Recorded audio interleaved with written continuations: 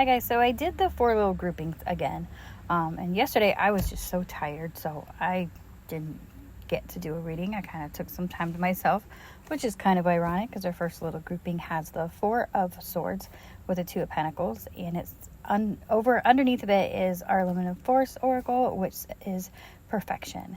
And I feel like this is saying, balancing that need for self and inner reflection with our needs on the outside, you know what I mean? Because with the 2 of Pentacles, they're balancing things, right? And if you look at this card, he's so cute. I think he's like an eye or something. I can't remember. But, so it's like something that we're striving for in life, kind of like balancing the way that we provide for ourselves. So maybe work or the things we do to sustain ourselves in the physical world. And then with the Swords, that's a lot of times that is mental energy, but a lot of times I think of this card as a meditation, you know what I mean? Because he's kind of laying down with the sword, so he's using mental energy, but 3 of the swords are up, and one of them it's kind of with him. So I kind of feel like it's taking that that journey on the inside a little bit, and giving a little bit of a rest to ourselves while we kind of check in with ourselves. I feel like this is saying for perfection, we kind of need that, and nothing is ever perfect. So balancing that need for, rest and recuperation and inner self-work with the tangible things that we do, the things on the outside that we do to kind of help us get there, and the projects we're working on, the work that we do, our outside world, right? So I feel like, perfection is kind of about balancing all of those. So I feel like that's what this is saying. And so in my little grouping that I would say is kind of like what we need to work on, or what we need to focus on, we have the 3 of Wands, and then we have the 10 of Pentacles. And under that is present. So to me, this feels like, again, the 3 of Wands is all about like planning for the future and exploration, and having that expansive energy and, quest for more, right? And then when you have the 10 of Pentacles, a lot of times to me is always about like your legacy and, what you want to achieve, what gives you ultimate satisfaction in life as far as like what you're doing, what you can pass on, what people will remember you by, whether it be your family, friends, people in the future, if you're trying to work on some big major thing, but what can you pass on? What you're making your mark, right? What gives you that solid foundation and makes you feel like I'm there.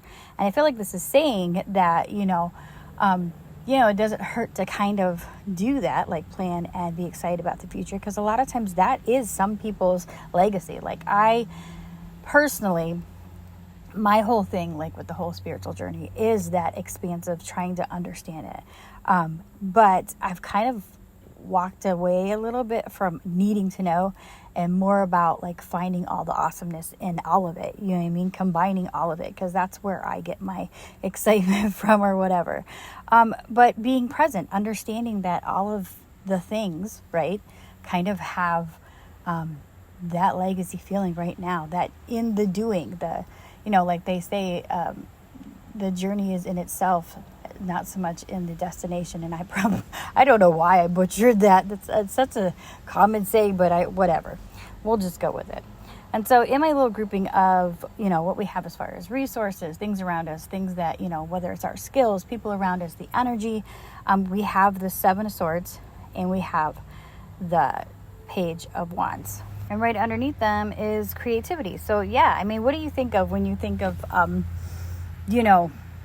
creativity? That's, bringing those things that give you excitement and exploration and expression to life. And so that's kind of what I feel like the 7 of Swords and the Page of Wands kind of are. Page of Wands is kind of like that innocent, childlike wonder and exploration of the passions that we have, being so passionate about learning and doing and all of that. And the 7 of Swords is about lighthearted strategy, right?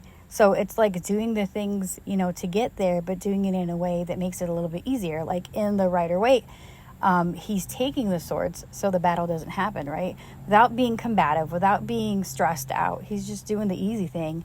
And, in this sense, I feel like this is saying your creativity is having that ability to strategize and your thing that gives you that kind of wonder and awe is all part of that. It's the thing that makes your brain tick, or makes your heart flutter, right? That's the thing that gives you creativity. So it could be what you have to make this thing happen is your ability to be strategic and kind of have that understanding of things in a different way, seeing things in a different way, and then also that childlike wonder, right? And so our last little grouping, we have the Knight of Wands and we have the Ten of Swords. So the Knight of Wands, he gets a bad rap in some readers' circles. For me, he's always our spiritual warrior. I don't know. That's just what he feels like to me. And I remember reading that somewhere. And it just always stuck with me, because the knights are action. They're, putting whatever that is, that element is, into action. And wands to me are always spiritual. So he's putting that passion into actions. And yeah, that can kind of trip you up, but I feel like this is saying that this passionate force within somebody is, going forward. And with the Ten of Swords, that's the end of this crazy mental cycle. There's 2 tens in here, so maybe 10-10 means something to somebody, or maybe there's a big change that you're going on to a next level. And I feel like with the Ten of Swords, that's putting away a lot of those mental stresses, a lot of those projections we allowed people to give us, right? In this deck, and I didn't have the book with me today, but it's about not allowing other people's projections to thwart. I don't even know if she uses that word, and I don't know why I used it, but maybe that'll bring something out for somebody. But to stop you from what your passion is, right? To stop you on your action in your passion. So I feel like this is saying, balance that energy, inner and outer, right? So we don't wear ourselves out. Take some time to do some inner work, whether you meditate or whether you're just, maybe you just need a freaking nap. I love naps. I don't get any because I'm a mom, but if I could, I would. And just really taking that chance to really look at what you have now, as far as what brings you joy in that legacy, right? Those 10 of Pentacles. What in the present would you consider your legacy? And, kind of explore and expand on that. And then, kind of realize that you have the ability to, strategize and be creative with the ways that you want to make this expansive in your life. And then also remember to not allow those things from the past, all those swords that we learned, all those mental, painful lessons of those swords, we integrated them. They're in us, looks painful, but we integrated those. And then, so we also integrated those lessons. That only makes us stronger. So I hope this helps somebody today. It's pretty short, but it's been a busy week, and I will talk to you guys later.